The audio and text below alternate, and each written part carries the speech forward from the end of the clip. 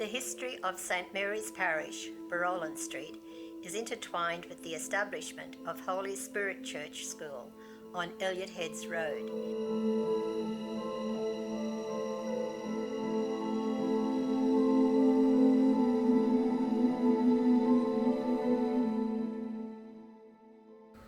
I remember St Mary's as a very welcoming community. We were very warmly welcomed into the school, we were very warmly welcomed into the parish. Yes, well, my first and fondest memory of St Mary's Church was the fact that Tom and I were married there.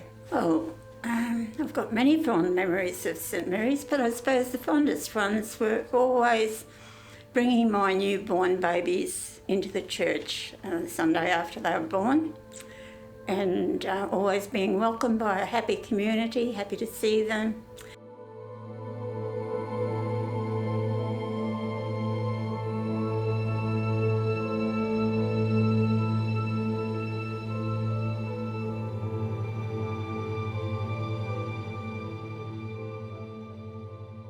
In 1946, Dean Bannon purchased land on Barolin Street, South Bundaberg.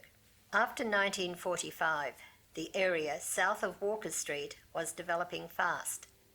The area became known as Walkervale. The church already owned a property on Elliot Heads Road, an old Queensland-style house known as Winchester House. It was on the open veranda of this old house that St Mary's first masses were celebrated by various priests from Holy Rosary, including Father Tim Murphy. Because of the aforementioned distance and lack of transport, the decision was made to detach part of Holy Rosary Parish to make the new parish of South Bundaberg and the erection of a new church school on the Barolin Street land.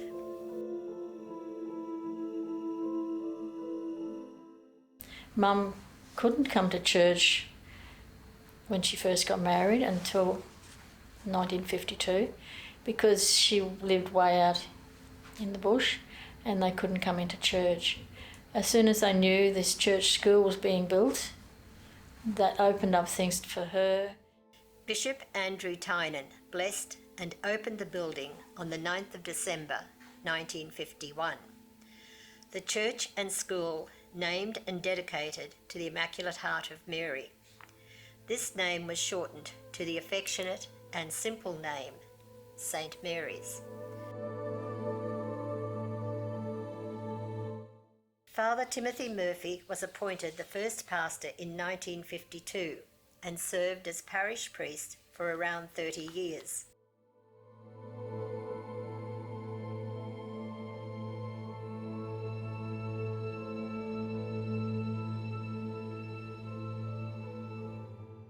Father Tim retired in 1980 and soon after, in January 1981, returned to his homeland, Ireland, after 43 years of loyal service to the church in Queensland.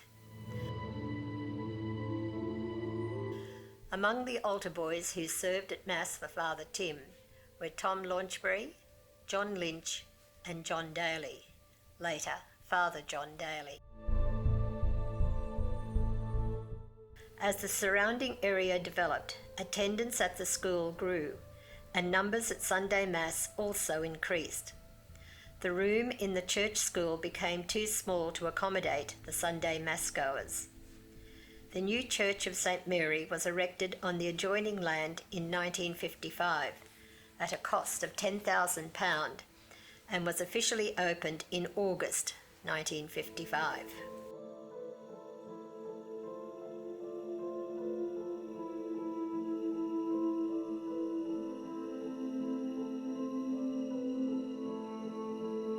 My first association with St Mary's Church was when the first church was built and I was only 6 years old. So I was fortunate enough when the church was being built to be able to see on a day-to-day basis the progress that the builders were making. My fondest memory of St Mary's comes in twofold. St Mary's was divided into two parishes, St Mary's Church and Holy Spirit Church. I did a lot of my sacraments at St. Mary, at Holy Spirit, and then went on to do my confirmation at St. Mary's. I can remember the time at St. Mary's when Father Neil was there and he was giving his sermon and he put his hands outstretched and said, "Who am I?" And our little 4-year-old jumped up on the seat and said, "Father Neil." And I think that was really special. St. Mary's is so special to me because of the feeling that everybody gave you when you were in the church. Everybody came together and was united as one.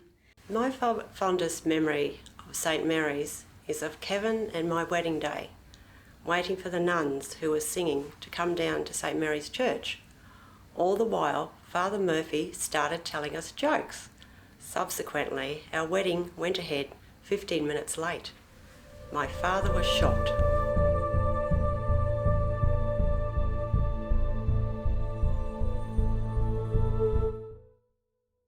On the 11th of February 2020, a devastating fire ripped through the timber church of St. Mary's. Catholic Church engulfed by a raging fire. The blaze tore through the 65-year-old building around 4 this morning. A neighbouring family woke to the horror, called 000 and prepared for the work. There was little emergency crews could do to save the St. Mary's Church. Now all that remains is a shell of a once vibrant place of worship.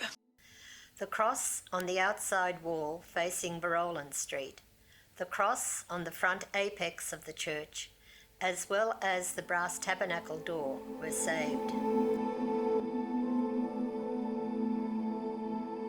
Lorena let us in with the cross this morning. It's one of the surviving crosses from St. Mary's. It was in the front room and it didn't get burnt. And there are 2 other crosses. The cross outside as we come in, and there's a cross over in the hall. The cross seems to survive. And we all have crosses in our lives. But it's the cross that's not the cross of despair. It's the cross that lives on through the resurrection. And so we come with hope as we celebrate those who have worshipped here before, as we celebrate our own lives. And it's lovely to see you all here, as many people have this morning. And many of you are there as young people. Many of us are. And it's interesting how the men have all lost their hair. But I notice the women who had dark hair have still got dark hair. The church was a monument to the hard work and foresight of Father Murphy and all his parishioners in establishing the church and parish, which hold many memories of joys and sadnesses celebrated in the liturgies that mark the journey of life in everyone.